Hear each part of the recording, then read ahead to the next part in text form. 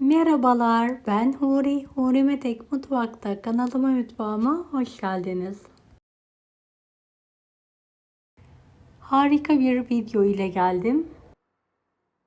Kışlık taze fasulye nasıl saklanır, nasıl hazırlanır onu göstermek istiyorum.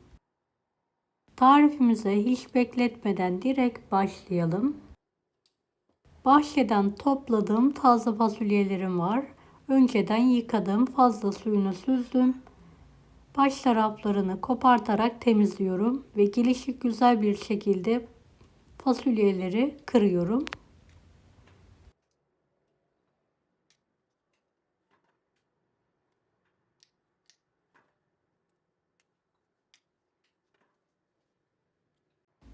Evet, son fasulyelerimi hızlı bir şekilde kırarak hazırlıyorum. Videomu izlerken buraya kadar geldiyseniz yorum kısmına herhangi bir emoji bırakırsanız bana destek olmak için sevinirim. Geniş bir tencereye kırdığımız fasulyeleri alalım. Bir kase dolusu rendelediğim domateslerim var. Üzerine alıyorum. Ocağın büyük kısmını alarak altını kısıyorum. Kapağı kapalı bir şekilde pişirmeye bırakıyorum.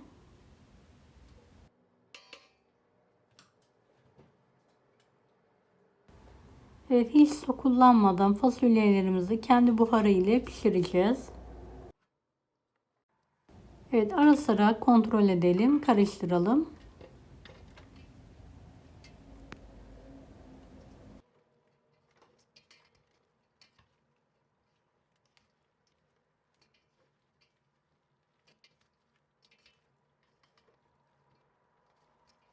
Kapağını kapatarak pişirmeye devam edelim.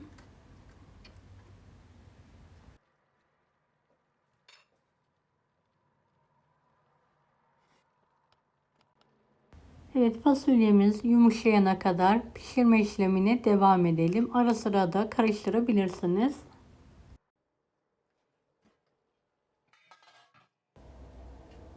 Evet, artık fasulyelerim yumuşadı. Altını kapatıyorum. Geniş bir tepsiye alarak kendi halinde soğumaya bırakıyorum.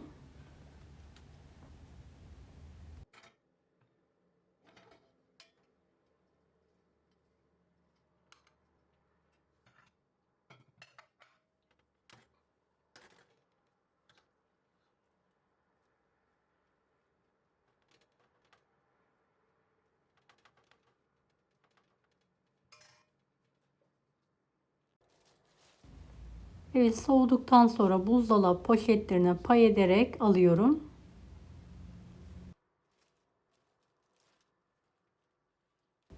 Ağzını hava almayacak şekilde kapatarak buzluğa atıyoruz. Daha sonra buzlu bir şekilde fasulye yemeği yapabilirsiniz. İster sade, isterseniz de patatesli olarak.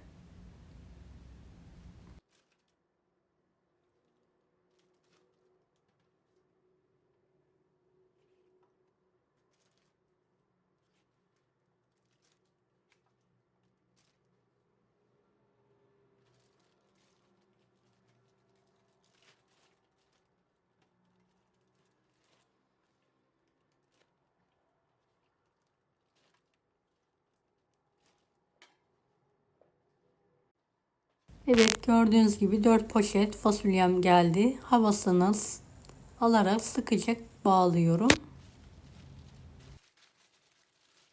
Daha sonra buzluğa atıyorum. Deneyecek olanlara şimdiden kolaylıklar dilerim. Kanalıma ücretsiz abone olmayı unutmayın. Bir dahaki videolarda görüşmek üzere. Allah'a emanet olun. Hoşça kalın.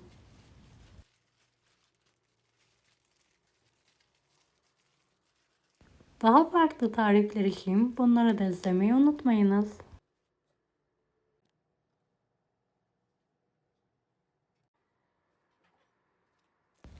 Kolay gelsin herkese.